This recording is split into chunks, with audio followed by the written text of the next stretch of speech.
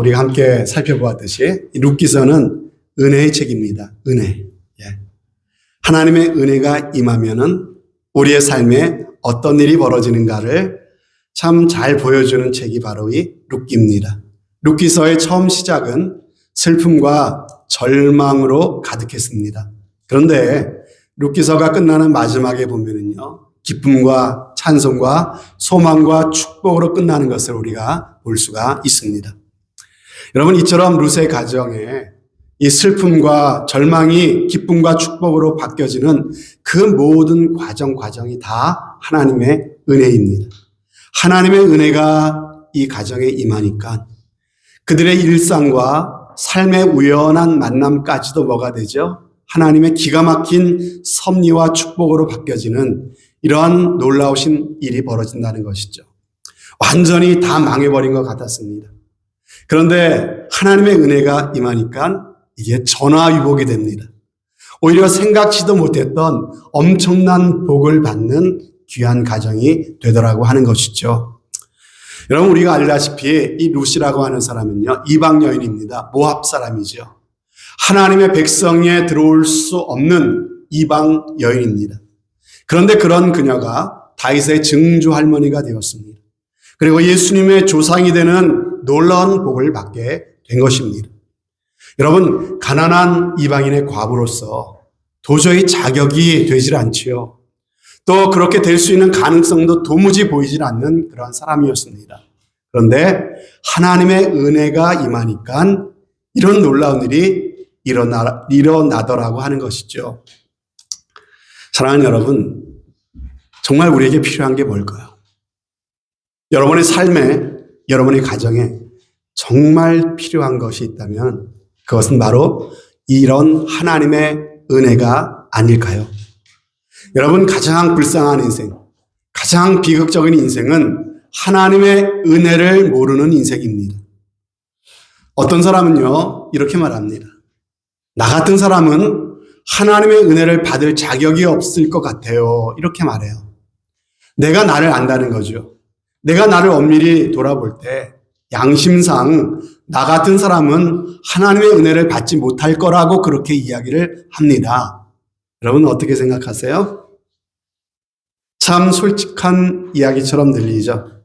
굉장히 양심적으로 보이지 않습니까? 그런데 여러분, 하나님의 말씀의 잣대를 딱 대놓고 그 말을 판단해 보면요, 이 말은 틀린 말입니다. 잘못된 말입니다. 하나님께로부터 온 생각, 하나님께로부터 온 말이 아니라 바로 사단 마귀가 그 마음과 생각에 심어놓은 거짓된 생각이고 속임수라고 하는 것이에요. 여러분, 언제 우리가 자격 가지고 하나님 앞에 섰습니까? 언제 하나님께서 우리의 어떤 조건과 자격 보시고 우리를 사랑하신답니까? 성경은 오히려 그 정반대라고 말씀하시지 않습니까? 그래서 로마서 5장에 보면 이런 얘기가 나오잖아요. 그리스도께서 우리를 위하여 죽으신 때가 언제라고요? 바로 우리가 거룩할 때, 하나님 앞에 열심을 낼 때, 우리가 참으로 하나님을 뜨겁게 사랑할 때 우리를 위해서 죽으셨다고 말씀하지 않고요. 우리가 아직 연약할 때 하나님께서 우리를 위해서 그 독생자 예수님을 십자가에 내어주셨답니다. 그리고 또 8장 말씀에도 보면요, 그리스도께서 우리를 위해서 죽으심으로써 하나님께서 우리를 사랑하신다는 분명한 증거를 보여주신 때가 언제라고요? 우리가 아직 죄인 되었을 때. 또 10절에 보면요, 아들의 죽으심으로 말미암아 우리가 하나님과 화목하게 된 때가 언제라고요? 우리가 심지어 하나님과 원수 되었을 그때에 바로 이러한 사랑을 베풀어 주셨다고 말씀하고 있지 않습니까? 이처럼 하나님은 우리의 자격을 따지지 않으시는 분이십니다. 오히려 우리가 연약하면 연약할수록, 우리가 죄악 가운데 우리가 참으로 우리의 마음을 지키고 거룩하게 살아가지 못하는 그 모습을 보면서 우리의 그 연약함을 오히려 긍휼히 여겨주시고 우리를 귀히 여겨주시고 있는 모습 그대로 우리를 사랑하시기로 작정하셔서 그 독생자 예수 그리스도를 내어주시기까지 우리를 사랑해 주신 분이 바로 하나님이시라는 것이 성경의 말씀 아닙니까? 그러므로 사랑하는 여러분, 예수 그리스도를 통하여 값없이 주시는 이 하나님의 은혜를 마음 깊이 믿으시기를 바랍니다. 그러면 오늘 룻기서를 통해서 보여주고 계시는 하나님의 은혜라고 하는 것은 뭘까요? 여러분, 우리가 살면서 여러 가지 어려움을 만나죠. 힘든 일을 겪습니다. 문제를 만나요. 그러면 우리가 하나님을 찾습니다. 하나님 도와주십시오. 이 문제를 좀 해결해 주십시오. 이 일만 잘 해결된다면 내가 하나님을 더 사랑하겠습니다. 주님을 더 잘 섬기겠습니다. 이렇게 우리가 하나님 앞에 기도할 때가 있습니다. 그런데 여러분 아세요? 하나님의 은혜는요, 우리가 당한 문제 한두 개 하나님이 해결해 주시는 게 그게 은혜가 아니에요. 돈 몇 푼 우리에게 주시는 게 은혜가 아니라는 거예요. 아예 하나님의 은혜는요, 아예 내게 있는 거 다 네가 가져라 라고 하나님께서 우리에게 아낌없이 쏟아 부어주시는 것이 바로 하나님의 은혜랍니다. 다른 말로 하면요, 하나님이 나의 아버지가 되시고 나는 그분의 자녀가 되어서 아예 그분의 기업을 있게 만들어 주신다라고 하는 것이 바로 그게 하나님이 우리에게 주신 은혜래요. 그러므로 여러분, 저와 여러분은 하나님의 상속자가 되는 것입니다. 하나님의 상속자가 되는 거예요. 여러분, 재벌가의 자녀들을 부러워해 본 적 없으십니까? 재벌의 상속자가 되는 것이 아니라 우리는 하나님의 상속자가 되는 것이랍니다. 정말 보통 일이 아니에요. 너무 엄청난 이야기를 하고 계시는 거예요. 그래서 이게 우리가 이해하려고 해도 잘 이해가 되지 않아요. 우리가 믿으려고 해도 우리의 믿음의 크기, 그 그릇 안에 이 말씀이 잘 들어오지를 않습니다. 그런데 분명히 하나님이 그렇게 말씀하고 계세요. 하나님의 기업을 우리에게 있게 해주신대요. 이게 바로 하나님이 우리에게 베푸시는 은혜라고 말씀하고 계십니다. 여러분, 성경에 보면은 기업이라고 하는 말이 많이 나오는 걸 볼 수 있어요. 기업. 히브리서 1장 4절 5절에 보면은요, 그가 천사보다 훨씬 뛰어남은 그들보다 더욱 아름다운 이름을 기업으로 얻으심이니 하나님께서 어느 때에 천사 중 너희에게 누구에게 너는 내 아들이라 오늘 내가 너를 낳았다 하셨으며 또다시 나는 그에게 아버지가 되고 그는 내게 아들이 되리라 하셨느냐, 이렇게 말씀하고 계시죠. 여러분, 바로 예수님이 천사보다 뛰어나신 하나님의 아들이시라는 거예요. 그리고 그 예수님께서 우리에게 말씀하셔서 너희는 하나님을 이렇게 부르라고, 아바, 아버지, 아빠라고 부르라고 우리에게 말씀하셨습니다. 누구의 권위로, 누구의 이름으로, 나의 자격과 나의 이름으로가 아니라 바로 예수 그리스도의 자격으로, 예수 그리스도의 이름으로 하나님을 아버지라고 부르라고 그렇게 말씀하셨어요. 하나님과 우리와의 관계를 그렇게 예수 그리스도를 통해서 맺어주셨다는 것이죠. 여러분, 그래서 예수님을 구주로 영접한 사람들은요, 하나님이 우리의 아버지가 되는 것입니다. 우리는 그들의 하나님의 아들이요, 그분의 딸이 되는 것이에요. 그래서 우리는 그분의 상속자가 되는 거랍니다. 하나님께서 우리에게 기업을 물려주신대요. 여러분, 믿기 힘들 만큼 엄청난 약속이지만요, 이것이 정말 내 마음으로 믿어지는 귀한 은혜가 꼭 있으시기를 바랍니다. 이것은 내가 아무리 믿으려고 해도 내 노력으로 믿어질 수 있는 게 아닙니다. 성경 말씀에 보면요, 우리가 믿으려고 해도 믿어지지 않으니까 하나님께서 누구를 보내주셨어요? 성령님을 보내주셨어요. 예수님을 영접한 사람들 마음 가운데 성령님이 오셔서 성령님이 도와주시기 때문에 깨닫게 하시고 믿어지게 하세요. 하나님께서 나의 아버지가 되신 것을 믿어지게 하시고요, 하나님의 기업을 잇는 그러한 상속자가 된 것을 우리로 깨닫게 하시고 누리게 하신다고 하는 것입니다. 바로 성령님의 은혜인 것입니다. 이런 은혜가 저와 여러분들 가운데 꼭 있기를 바랍니다. 그래서 여러분, 세상이 말하는 복과 성경이 말하는 복은요, 차원이 다릅니다. 세상에서는 경제적인 형편이 좀 풀리는 게, 나아지는 게 그게 복이라고 생각을 합니다. 몸 건강하고 남편과 자식 속 썩이지 않고 걱정 근심 없이 살아가면 그게 복 받은 것이라고 생각을 합니다. 물론 그것도 복이죠. 그것도 중요합니다. 그런 복도 우리가 꼭 받았으면 좋겠어요.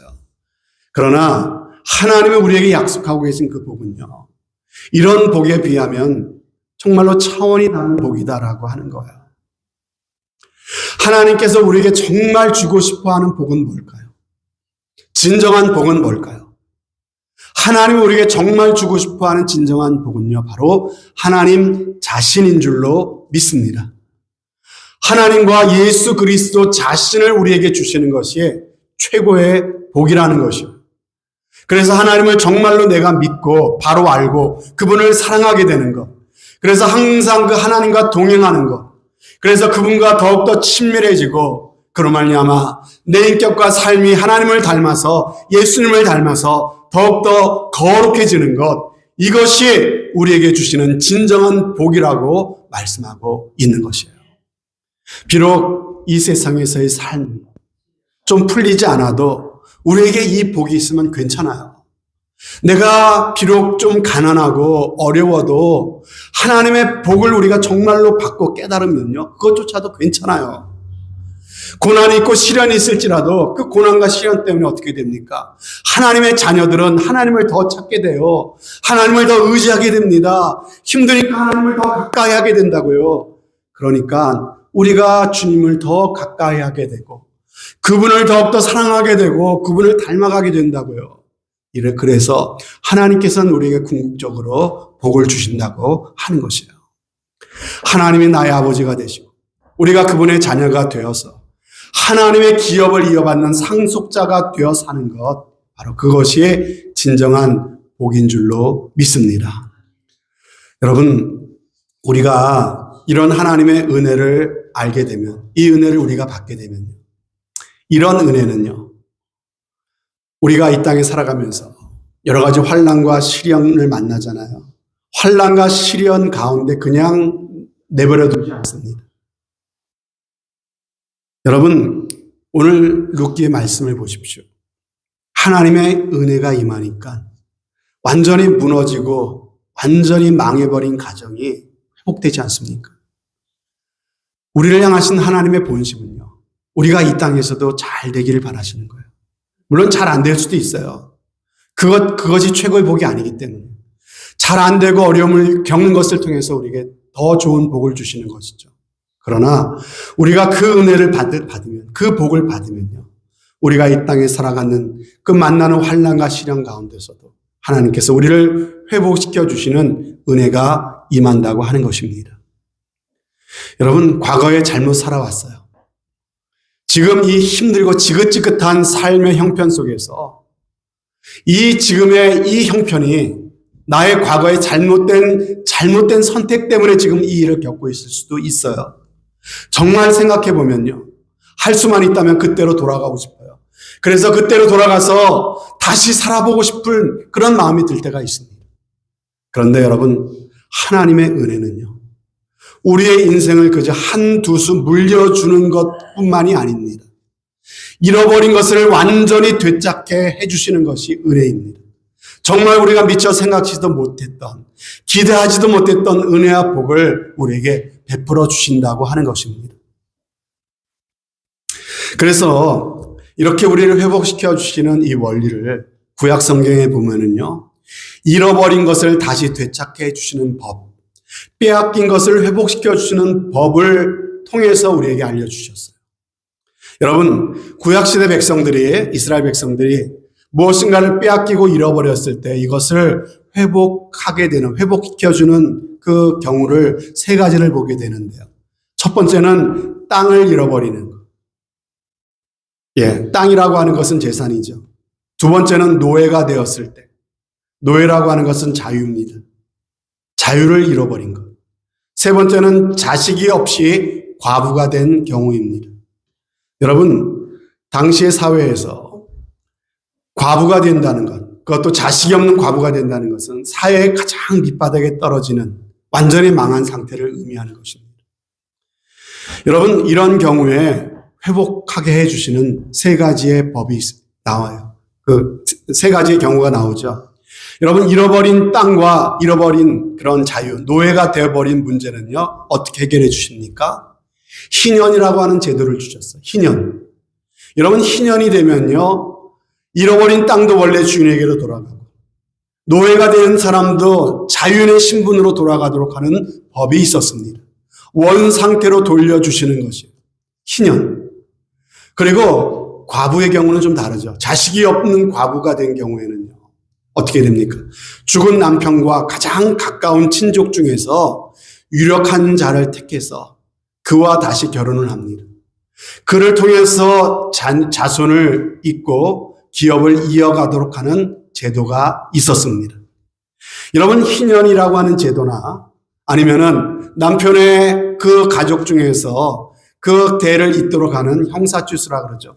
이러한 제도들은요, 우리를 회복시켜 주시는 하나님의 은혜를 보여주는 그러한 상징들입니다. 여러분, 그런데 우리가 그렇게 자식이 없는 과부가 되었을 때 회복시켜주는, 우리의 기업을 이어주는, 기업을 이어줄 수 있는 그런 자를 통해서 그렇게 은혜를 베푸신다 그랬는데요. 구약시대에 기업을 이어줄 사람을요, 우리는 기업 물을 자라고 얘기합니다. 기업 물을 자. 여러분, 기업을 물러줄 수 있는 자가 될 수 있는 데는요, 아무나 될 수 있는 게 아니에요. 세 가지의 자격이 있습니다. 기업 물을 자가 될 수 있는 세 가지의 자격. 첫 번째, 남편의 가까운 가족이나 친족이어야 돼요. 아무 상관없는 사람이면 안 됩니다.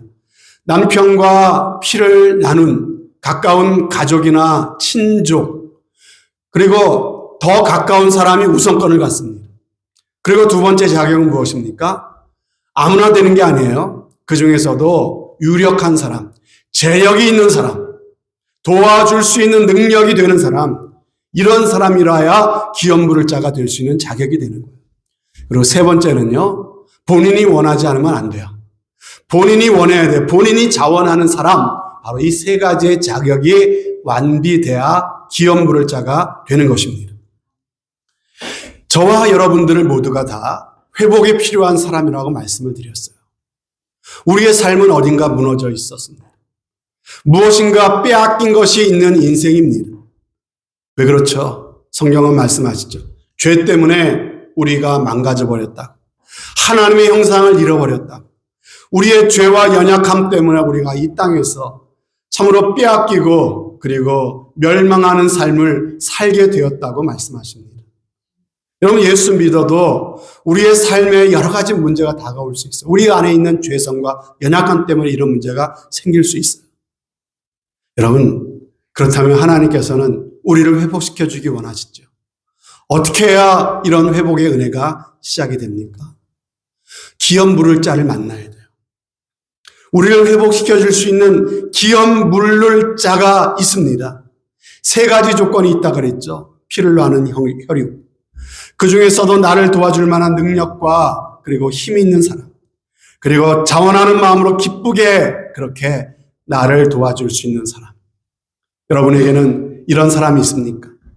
여러분들이 빼앗기고 잃어버린 것을 회복시켜 주실 분이 계십니까?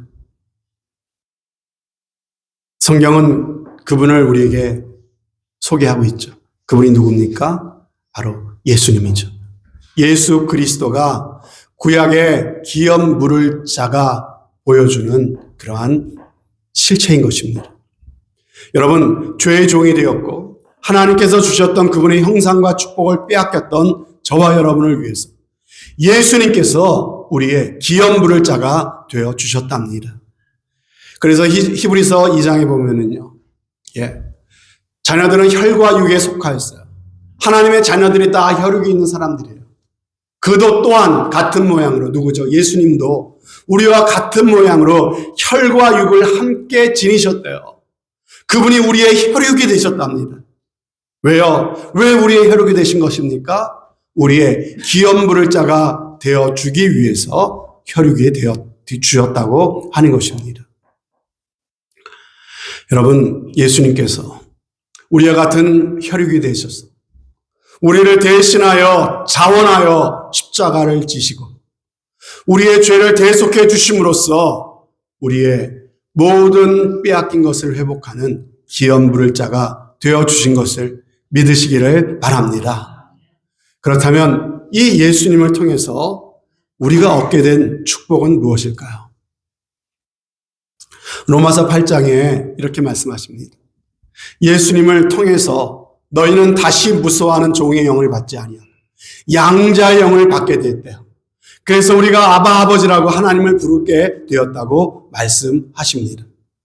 또 성령이 친히 우리 영으로 더불어서 우리가 하나님의 자녀인 것을 증거하시게 되었대요. 그리고 자녀가 되었기 때문에 또한 후사가 되었대요. 하나님의 후사가 되었대요. 후사가 무엇입니까? 하나님의 기업을 물려받을 상속자가 되었다는 것이에요. 그리스도와 함께한 후사가 되었다고 말씀하고 있습니다. 여러분, 예수님을 통해서 하나님의 우리 아버지가 되시고 우리가 그분의 자녀요, 그분의 후사, 그분의 상속자가 되었답니다. 우리가 종이 되지 아니하고 아들이 되었다고 했는데요. 여러분, 왜 우리가 하나님이 우리를 구원하시려면 그냥 구원받은 백성이라고만 하셔도 되는데 왜 굳이 우리를 자녀라고 말씀하시고 너는 내 아들이라고 말씀하십니까? 여러분, 우리를 죄와 사망에서 건져 주실 뿐만 아니라 하나님께서는 우리에게 그분의 모든 기업을 물려주시길 원하셔서 우리를 자녀 삼아 주신 줄로 믿습니다. 그러므로 우리가 예수 그리스도를 구주와 주님으로 믿어서 하나님을 아버지라고 부르는 순간 벌써 우리에게는요, 이 놀라운 복이 임한 것이에요. 궁극적인 승리가 우리에게 약속된 것입니다. 우리에게 최후의 승리와 축복이 우리에게 보장된 것을 믿으시기를 바랍니다. 여러분, 너무나 엄청난 은혜가 아닐 수 없습니다. 그렇다면 여러분, 이런 하나님의 자녀가 되는 하나님의 기업의 후사가 될 수 있는 이 은혜를 받게 되면 구체적으로 어떤 복을 우리는 하나님께 받게 될까요? 첫 번째는 하나님의 보호를 받게 됩니다. 이 은혜를 받게 되면요, 우리는 하나님의 보호를 받아요. 룻기서 2장에 보면은 보아스가 룻에게 말하죠. 내 딸이라고 말하면서 말합니다. 이삭을 주우러 다른 밭으로 가지 말고 여기를 떠나지 말라고 말해요. 그리고 또 소년들에게, 자기 하인들에게 명령합니다. 너는 이 여자를 건드리지 마라, 희롱하지 말라, 이렇게 말합니다. 그리고 이 소녀에게 말합니다. 목이 마르거든 그릇에 가서 나의 종들이 마시는 그 물을 함께 마시라, 이렇게 이야기를 하지요. 여러분, 무엇입니까? 보아스가 기업 물을 자가 되어서 이 룻을 참으로 끊임없이 은혜를 베풀어 주시는데, 그녀를 보호해 주시는 말씀해 보면요, 이 보아스가 룻에게 말합니다. 여호와께서 네 행한 일을 보응하시길 원하며 이스라엘의 하나님 여호와께서 그 날개 아래 보호를 받으러 온 네게 온전한 상 주시기를 원하노라. 하나님께서 은혜의 날개 아래 이 룻을 품어주시고 보호해 주시는데, 그 보호의 날개가 누구를 통해서 그에게 주어지고 있습니까? 바로 기업 물을 자, 이 보아스를 통해서 이 룻에게 주어지고 있다고 하는 것이죠. 여러분, 그렇습니다. 우리가 하나님의 은혜를 받게 되면요, 먼저 하나님의 보호를 우리는 받게 된다는 것이에요. 그러므로 오늘 제가 낭독해 드린 것처럼 우리가 사망의 음침한 골짜기를 걸을지라도, 우리가 인생에서 참으로 어려움을 만나고 여러 가지 고난 가운데 사망의 음침한 골짜기 같은 그 길을 걷는 그 순간에도 우리는 걱정하거나 염려할 필요가 없대요. 왜요? 주님이 나의 목자가 되시기 때문에 그의 지팡이와 막대기로 우리를 친히 보호해 주시기 때문에 우리는 염려하고 걱정할 필요가 없다고 말씀하십니다. 여러분, 이스라엘의 하나님은요, 그 백성을 지켜주시는 자랍니다. 나의 도움이 어디서 올꼬? 나의 도움이 천지를 지으신 여호와에게서로다. 이스라엘을 지키시는 자는 졸지도 아니하시고 주무시지도 아니하시는도다. 여러분, 이사야 43장 말씀해 보십시오. 하나님께서 뭐라고 말씀하십니까? 이스라엘 백성들을 향해서, 야곱아, 너를 창조하신 여호와께서 지금 말씀하시느라, 이스라엘아, 너를 지으신 이가 말씀하시느니라. 너는 두려워하지 마라. 내가 너를 구속하였고 내가 너를 지명하여 불렀나니 너는 내 것이라. 너는 내 것이라. 네가 물 가운데로 지날 때 내가 너와 함께 할 것이라. 강을 건널 때 물이 너를 침몰치 못할 것이며 네가 불 가운데로 지날 때 타지도 아니할 것이요 불꽃이 너를 사르지도 못하리니. 무슨 말입니까? 하나님께서 보호해 주시겠다는 거 아닙니까? 하나님이 보장해 주신다는 거예요. 대저 나는 여호와 내 하나님이요 이스라엘 거룩한 자요 내 구원자임이라. 우리가 하나님의 자녀가 되면, 그래서 하나님의 소유가 되면요, 하나님의 보호가 따라옵니다. 그래서 우리는 어떤 것도 두려워할 필요가 없어요. 결코 우리는요, 우리 인생은 잘못될 수 없습니다. 우리는 넘어져도 아주 엎드러지거나 망할 수 없어요. 왜? 하나님이 보호해 주시겠다고 약속하셨기 때문에요. 그 어떤 권세도, 그 어떤 세력도 우리를 망하게 할 수 없을 뿐만 아니라 우리를 하나님의 전능하신 손에서 빼앗아 갈 자가 없다고 말씀하셨습니다. 그 어떤 것도 우리를 그리스도 예수 안에 있는 하나님의 사랑에서 끊을 자가 없느니라. 로마서 8장에 말씀하고 계세요. 하나님의 보호가 임합니다. 얼마나 든든합니까? 두 번째로 하나님의 은혜가 임하게 되면요, 하나님께서 우리를 위로해 주십니다. 위로의 복을 받게 돼요. 룻기서 2장 13절 말씀에 보면요, 룻이 가로되 내 주여 내가 당신께 은혜 있기를 원하나이다. 나는 당신의 시녀의 하나와 같지 못하오나 당신이 이 시녀를 위로하시고 마음을 기쁘게 하는 말씀을 하셨나이다. 이 보아스가 이 룻이 은혜를 받으니까 보아스를 통해서 이 룻을 위로하세요. 하나님의 위로가 사람을 통해, 기업 물을 자를 통해 그에게 주어지고 있는 것이죠. 여러분, 하나님의 은혜를 받은 사람의 특징이 있는데 그것은 무엇입니까? 그 어떤 고난과 환난 중에도 하나님의 위로가 있다는 것이에요. 여러분의 삶을 한번 돌아보십시오. 하나님의 위로가 있으십니까? 힘들고 어렵게만 하고 아무런 위로가 없다면요, 여러분 다시 한번 돌아보세요. 내가 하나님께 은혜 받은 사람인가? 하나님의 은혜를 받은 사람은요, 어렵고 힘들어도 그것을 견뎌낼 수 있는, 그 시간을 견뎌낼 수 있고 그 시간들을 이겨낼 수 있는 하나님의 위로가 반드시 함께 한다고 하는 것입니다. 우리가 어려운 가운데 마음이 답답할 때 아버지 하고 우리가 부르면요, 그러면 하나님께서 내 마음의 평안을 주십니다. 우리가 하나님을 예배할 때 정말 세상 그 누구도 줄 수 없는 위로, 하나님이 나의 눈물을 닦아주시는 것 같아요. 내 상한 마음을 이렇게 어루만져 주시는 것 같은 그 위로가 있어요.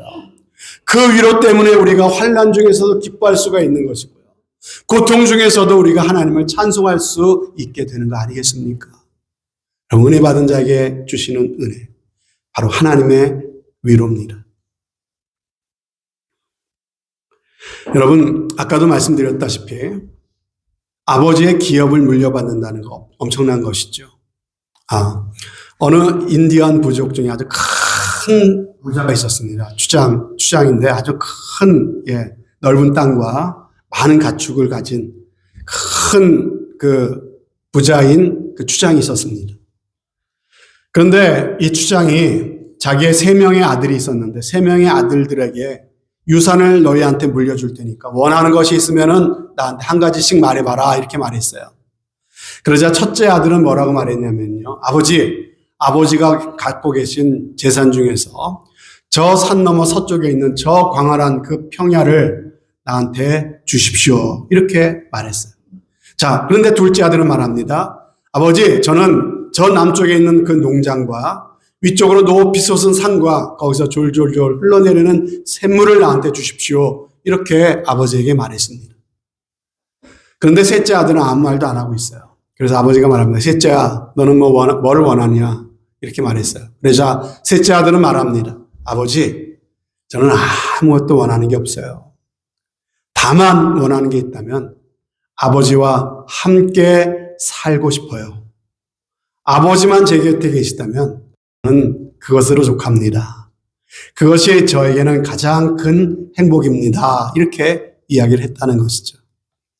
여러분, 과연 어떤 아들이 가장 지혜로운 아들입니까? 아버지와 함께 살면 아버지 것이 다 내 거 되는 거 아닙니까? 아버지가 나의 아버지가 되신다면 모든 문제가 다 해결되는 거예요. 하나님 자체가 우리의 기업이요, 축복인 것을 여러분들 믿으시기를 바랍니다. 우리에게 이런 고백이 있었으면 좋겠어요. 하나님 주시는 무엇을 추구하는 것이 아니라 하나님 자신을 추구하시는 저와 여러분이 될 때 하나님과 함께 이 모든 것을 우리에게 주시는 아버지의 풍성함을 경험하게 될 줄로 믿습니다. 그래서 이스라엘 백성들도 보면요, 가나안 땅에 들어가서 땅을 분배하지 않습니까? 그 12지파한테 땅을 이렇게 제비 뽑아 분배를 하는데 한 지파만은 예외예요. 그들에게는 기업을 주지 않았습니다. 땅을 주지 않았어요. 여러분, 그 지파가 어떤 지파입니까? 레위 지파. 여러분, 왜 레위 지파에겐 땅을 주지 않았을까요? 민수기 18장 20절에 보면요, 그 이유를 이렇게 말씀하십니다. 여호와께서 또 아론에게 이르시되 너는 이스라엘 자손의 땅에 기업도 없겠고, 아론이 바로 레위 지파의 대표죠. 이스라엘 자손의 땅에 기업도 없겠고 그들 중에 아무 분깃도 없을 것이나 그러나 나는 이스라엘 자손 중에 네 분깃이요 내 기업이니라. 누가 너의 분깃이고 너의 기업이라고요? 바로 나 하나님 내가 너희의 기업이 되어줄 것이다. 이렇게 말씀하고 계신 것이죠. 여러분, 12지파 중에 누가 가장 큰 분깃을 받은 지파일까요?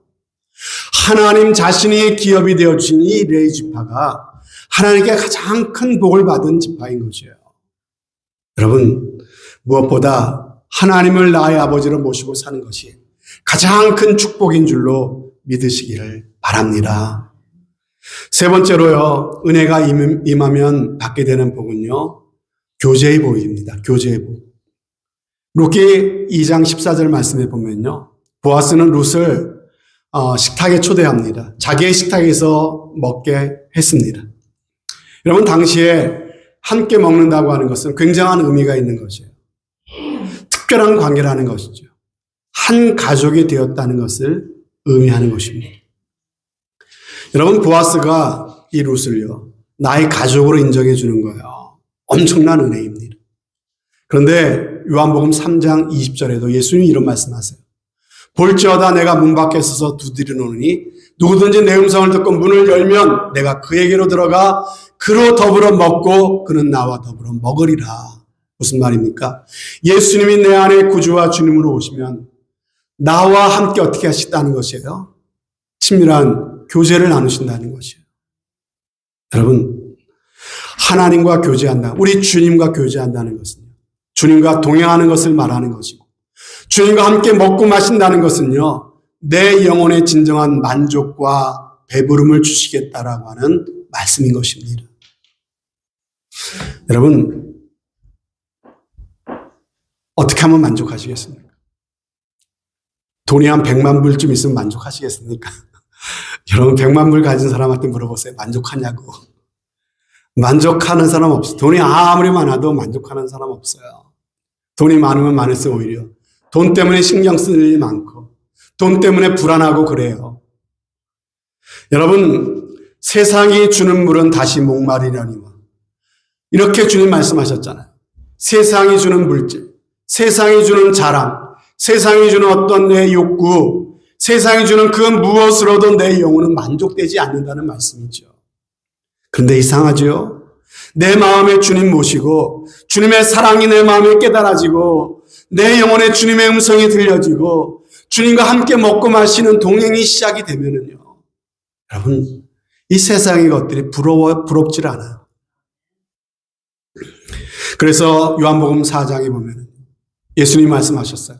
이 물을 먹는 자마다 다시 목마르리니 내가 주는 물을 먹는 자는 영원히 목마르지 아니하리니 나의 주는 물은 그 속에서 영생하도록 솟아나는 샘물이 되리라. 이 말씀처럼 정말 내 마음의 진정한 만족과 평안이 시작되더라고 하는 것이에요. 이러한 은혜가 저와 여러분 가운데 꼭 임하시기를 주님의 이름으로 축복합니다. 그러면 이런 은혜를 우리에게 주신다는데 어떻게 하면 이런 은혜를 우리가 받을 수 있고 누릴 수가 있습니까? 첫 번째 단계는요, 하나님께 나아가고자 하는 결단이 있어야 돼요. 여러분, 지난 시간에 보지 않았습니까? 룻의 운명을 바꿔준 것은 바로 룻의 결단이었다고. 그 결단, 믿음의 선택, 자신의 생명과 운명을 건 그러한 선택이 있지 않았습니까? 어떤 선택입니까? 어머니를 떠나라고 하지 마십시오라고 하면서 어머니 가시는 곳에 나도 가겠습니다. 어머님의 하나님이 나의 하나님이 되고 어머님의 백성이 나의 백성이 되겠습니다. 내가 죽는 일 외에 어머님을 떠나면 내게 천벌을 받아도 좋습니다. 이렇게 말하면서 어머니를 따를 것을 결단하지 않습니까? 이것이 바로 룻의 삶의 전환의 전환점이 되었다는 것이죠. 이러한 고백은 우리가 예수 그리스도를 믿고 따르기로 한 고백과 결단과 같다라고 말씀을 드렸어요. 여러분, 어떤 고백이었습니까? 그 어머니 대신 예수님만 집어넣으면 된다 그랬죠. 예수님이 가시는 곳에 나도 가고 예수님이 머무시는 곳에 나도 머물겠나이다. 만일 내가 죽는 일에 예수님을 떠나면 여호와께서 내게 벌을 내리시고 더 내리시기를 원하나이다. 이러한 결단이 있을 때 하나님께서 우리 인생의 전환점을 주십니다. 그리고 두 번째는요, 우리가 단지 예수님을 믿는 것으로 끝나서는 안 돼요. 그 다음에 주님이 원하시는 게 있는데요. 우리가 주님의 은혜의 보좌 앞에 나아가야 됩니다. 히브리서 4장 16절에 말씀하시죠. 그러므로 우리가 긍휼하심을 받고 때를 따라 돕는 은혜를 얻기 위하여 은혜의 보좌 앞에 담대히 나아갈 것이니라. 하나님께 나갈 자격이 없었어요. 우리의 자격으로는 도무지 나갈 수가 없어요. 그러나 예수 그리스도의 은혜를 더딥혀 주셔서 하나님의 아버지라 부르며 주님 앞에 나갈 수 있는 길을 열어주셨어요. 그러니까 우리가 어떻게 하라고요? 하나님의 은혜와 긍휼을 받기 위해서 그렇게 주님 앞에 나아가야 된다라고 말씀하고 있는 것이죠. 여기서 우리가 이해해야 될 부분이 있는데요. 하나님 우리를 사랑하신다는 것과 하나님께서 우리에게 은혜를 베풀어 주신다는 것은 좀 달라요. 하나님의 사랑은 내가 어디를 가든지 무엇을 하든지 항상 변함없이 우리를 사랑해 주십니다. 그런데 하나님의 은혜는요, 내가 하나님께 나아가야 하나님이 우리에게 베풀어 주십니다. 여러분, 탕자의 비유를 보시기 바랍니다. 이 아들이 멀리 떠났어요. 어디를 가 있든지 무엇을 하고 있든지 아버지의 마음은 집 떠난 그 탕자를 항상 향하고 있어요. 그것이 하나님의 사랑입니다. 그런데 여러분, 아버지의 기업을 물려받는 것은 또 다른 문제라고 하는 것이죠. 아버지의 기업을 물려받으려면은 이 탕자가 아버지께 돌아와야만 되는 것이에요. 아버지는 탕자를 사랑하시지만 돌아오지 않으면요, 이 은혜를 받을 수가 없는 것이죠. 다시 말하면 하나님의 은혜는요, 회개하고 돌아와야 된다는 것이죠. 하나님께 나아가야 된다는 것입니다. 그래야 하나님께 이런 은혜를 받을 수가 있는 것이에요. 그래서 주님께서는요, 계속해서 우리에게 하나님께 나오라고 말씀하십니다. 하나님께 구하라고 말씀하십니다. 마태복음 7장에 구하라 그러면 너에게 주실 것이라. 찾으면 찾을 것이라. 문을 두드리면 너에게 열릴 것이라고 그렇게 말씀하고 계십니다. 야고보서와 요한복음 말씀해 보면 너희가 얻지 못하면 구하지 않기 때문이고 구해도 받지 못하면 정욕으로 쓰려고 잘못 구하기 때문이라고 말씀하셨어요. 지금까지는 너희가 내 이름으로 아무것도 구하지 아니했지만 구하라 그리하면 받으리니 너희 기쁨이 충만하리라고 그렇게 말씀하셨습니다. 하나님께 나가야 된다는 것, 하나님께 구해야 된다는 것이에요. 세 번째, 이 은혜를 얻기 위해서는요, 바로 우리가 입으로 하나님의 은혜를 고백하고 시인해야 됩니다. 룻기서 2장 2절에 보면 이 룻이 말합니다. 내가 네게 은혜를 입으면, 10절에 보면 어찌하여 내게 은혜를 베푸시며 나를 돌아보시나이까. 13절에 보면 내가 당신께 은혜 입기를 원하나이다. 여러분, 룻은요, 입만 열면은 무슨 말을 계속합니까? 은혜, 은혜, 은혜, 이 말을 계속하는 거예요. 여러분, 이걸 통해서 우리가 볼 수 있는 것은 하나님의 은혜는 우리가 입만 열면 은혜를 시인하고 은혜를 고백할 때 이 은혜가 우리에게 주어진다라고 하는 것이죠. 여러분, 룻이 자꾸 은혜 말하니까 이게 누구에게 전염됩니까? 그 시어머니 나오미에게도 전염돼요. 그래서 나오미는 하나님이 나를 괴롭게 하는 분이라고 그렇게 처음엔 얘기했는데, 그런데 나중에는 이 나오미의 입에서도 은혜라는 말이 고백되고 있는 것을 볼 수가 있어요. 여러분, 우리가 매사에 하나님의 은혜를 고백하게 되면요, 하나님께서 실질적으로 우리가 하는 말을 들으십니다. 그리고 우리가 하는 말대로 그렇게 역사해 주십니다. 우리가 잘 아는 말씀이 있죠. 민수기에 보면은요, 여호와의 말씀에 내 삶을 두고 맹세하노라, 이렇게까지 말씀하시면서 무슨 말씀하세요? 너의 말이 내 귀에 들린 대로 내가 너에게 행하겠다라고 말씀하세요. 하나님은 우리의 말을 듣고 계시다는 거예요. 관심을 갖고 듣고 계세요. 너희가 무슨 말을 하는지, 너희 입으로 무엇을 시인하며 살아가는지를 듣고 계세요. 우리가 하나님의 은혜를 고백하고 말한다면 하나님께서 그 말한 그대로 너에게 그렇게 이루어 주겠다고 말씀하고 계시는 것입니다. 오늘 저와 여러분들에게도 이런 은혜가 임하시기를 주님의 이름으로 축복합니다. 하나님의 은혜가 필요해요. 하나님의 은혜가 임하면 하나님이 우리를 보호해 주십니다. 얼마나 든든합니까? 하나님의 은혜가 임하면 하나님께서 시시때때로 나를 위로해 주십니다. 얼마나 위로가 됩니까? 그리고 하나님의 은혜를 받게 되면요, 주님과 교제하게 되고 먹고 마시며 주님으로 말미암아 세상이 줄 수 없는 참 만족을 누리며 살아가게 됩니다. 이런 은혜를 받으려면 어떻게 해야 된다고요? 먼저 예수 그리스도를 나의 구주와 주님을 믿고 따르겠다는 결단이 있어야 되고, 그리고 하나님의 은혜를 간절히 찾고 구하며 하나님께 나가야 된다는 것이죠. 그리고 범사에 하나님의 은혜를 인정하고 고백하며 말해야 됩니다. 사랑하는 여러분, 말씀을 맺습니다. 저와 여러분에게 무엇보다 필요한 것은 바로 하나님의 은혜입니다. 여러분, 은혜를 붙잡으십시오. 은혜면 됩니다. 다른 거면 된다고 생각했다면요, 여러분 속고 계신 겁니다. 오직 은혜면 됩니다. 우리 한번 옆에 분들에게 이렇게 말해볼까요? 은혜면 됩니다 라고 한번 말해보십시다. 은혜면 됩니다. 은혜면 됩니다. 은혜면 됩니다. 정말로 은혜면 됩니다. 이 은혜를 정말 붙잡고 그리고 그 은혜 안에 살아가시기를 바랍니다. 우리가 하나님의 은혜를 구하면요, 하나님은 결코 우리를 외면하지 않으세요. 아무런 자격도 요구하지 않으시고 정말 하나님 앞에 예수 그리스도의 자격과 그 공로 의지하고 나가서 하나님의 은혜를 구하면 하나님의 우리에게 은혜를 베풀어 주십니다. 이 은혜로 인하여 우리의 인생은 얼마든지 회복될 수 있고 그리고 다시 살아날 수 있습니다. 변화될 수 있습니다. 나의 남은 인생은 하나님께서 보호해 주시고 위로해 주시고 하나님과 동행하는 삶을 살아갈 수 있습니다. 이 은혜 때문에 오늘도 항상 기뻐하며 쉬지 말고 기도하며 범사에 감사하는 믿음의 승리자들 되시기를 주님의 이름으로 축복합니다. 아멘. 좋으신 하나님 아버지, 은혜를 감사합니다. 오늘도